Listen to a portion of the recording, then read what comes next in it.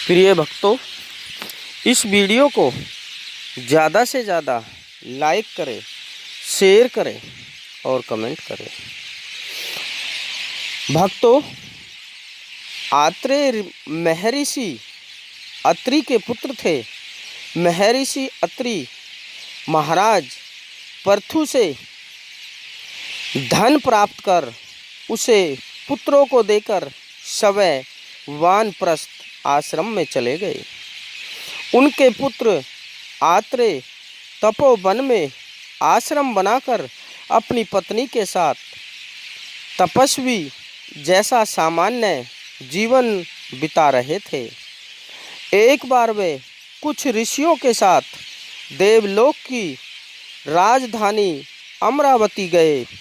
अमरावती में इंद्र का वैभवशाली दरबार देखकर वह दंग रह गए।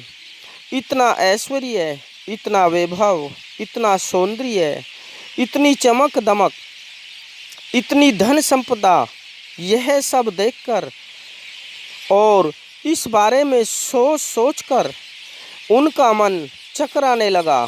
अपने जीवन से इंद्र की तुलना कर उन्हें अपने तपोवन के तेजस्वी जीवन से वितृष्णा हुई।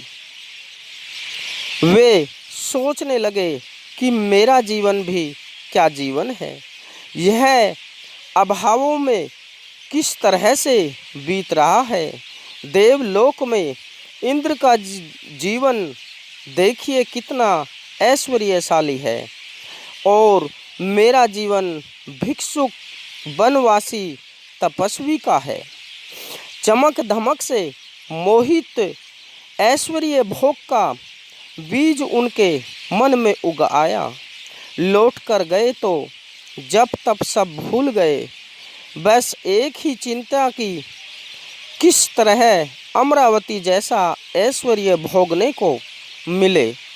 वैराग्य तथा भक्ति भाव को भूल गए। अब आठों पहर उन्हें अमरावती और इंद्र जैसे जीव की चिंता लग रही है। उनकी ऐसी दशा देखकर उनकी पत्नी ने उन्हें बहुत समझाया कि आप ऋषि पुत्र होकर धन वैभव के मोह में क्यों पड़ गए हैं। अपना ही धर्म कर्म श्रेष्ठ होता है, दूसरे का धर्म कर्म कष्टकारक होता है। शास्त्रों में भी लिखा है कि श्रेयान सर्वधर्मा परम धर्मो भयावह है। जो चमकता है सब सोना नहीं होता। पर अत्रेय की समझ में जब कुछ नहीं आया तो पत्नी ने कहा, आप तपस्या ऋषि के पास जाइए और उन्हें अपना दुख बताइए। वे बहुत समर्थ हैं। अपने तपोबल से वे कुछ भी कर सकते हैं। अगर वे प्रसन्न हो गए तो आपके लिए अमरावती का सर्जन कर आपको इंद्र पद भी दे सकते हैं। कामनाओं से पीड़ित व्यक्ति को विवेक नहीं रहता। भक्तों, आत्रेय तुरंत ही तपस्या ऋषि के पास जा पहुँचे और अपनी इच्छा उन्हें बताई। बोले, महर्षि, आप अपने तपोबल से एक बार मुझे वैसा सुख भोगने का अवसर प्रदान कीजिए। तपस्या समझ गए कि आत्रेय का मन बिना एक बार वैसा सुख भोगे शांत नहीं होगा।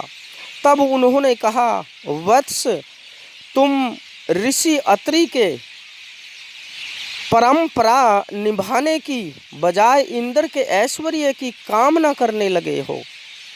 ठीक है, मैं तुम्हारी इच्छा पूर्ति का प्रबंध करता हूँ। तुम्हारे लिए अमरावती का ऐश्वर्य सर्जन करता हूँ।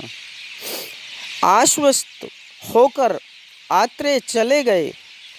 जब वे अपने आश्रम में पहुँचे तो उन्हें ऐसा लगा जैसे वे इंद्रलोक में ही पहुंच गए हो। देवलोक की दिव्यता में वे समय को इंद्र तथा अपनी पत्नी को इंद्राणी के रूप में पाकर देवोपम सुख भोगने लगे। राक्षसों को जब इस बात का पता चला कि भूमंडल पर भी इंद्र पैदा हो गए हैं, अमरावती बस गई है, इंद्रलोक का वैभव वहाँ भी हो गया है, तो वे मन में विचार करने लगे कि यह तो बहुत अच्छा हुआ, अब एक और इंद्रलोक को लूटने का अवसर मिलेगा, एक और इंद्र को हम हटाएंगे। यही विचार कर सारे राक्षसों ने मिलकर आत्रेय ऋषि की अमरावती पर धावा बोल दिया। राक्षसों का हमला होते ही वे वहाँ से भाग खड़े हुए। कहाँ देव सुख भोग कर प्रसन्न हो रहे थे, कहाँ अब जान के भी लाले पड़ गए। आत्रेय अपनी पत्नी सहित अपने छिपने की जगह तलाश करने लगे। जब उन्हें कहीं भी छिपने की जगह न मिली तो वह भागकर महर्षि त्वष्टा के पास पहुँचे और उनसे कहा, ऋषिवर, प्राणों पर संकट आ पड़ा है, जब जीवन ही न रहेगा तो ऐश्वर्य भोग का क्या करेंगे। आप अपने तपोबल से उत्पन्न इस अमरावती को मिटाइए। मैंने इंद्र होने का दुख भी देख लिया है, इससे तो मेरी साधारण सी कुटिया ही भली थी। त्वष्टा ने हंसकर कहा, आत्रेय, मनुष्य की यह प्रवृत्ति होती है कि जितना जिसके पास होता है उससे वह संतुष्ट और सुखी नहीं रहता। जो उसके पास नहीं होता उसी को पाने के लिए वह असंतुष्ट तथा दुखी रहता है। पर एक बात ध्यान में रखो, बाहर से जो ऐश्वर्य और भव्यता दिखाई देती है, अंदर से वह कितना दुखी और त्रास देने वाली होती है, वह दिखाई नहीं देती। इंद्र का वैभव देखकर तुम मोह में पड़ गए, पर जब उसे प्रत्यक्ष रूप में देखा तो लगा कि उस सुख में भी वे किस तरह अपने शत्रुओं से भयभीत होकर जीतते हैं तथा शत्रुओं के आक्रमण की आशंका से सदैव भयभीत तथा दुखी रहते हैं। सुख और दुख दोनों के दो पहलू हैं भक्तों। देखकर आत्रेय के ज्ञान चक्षु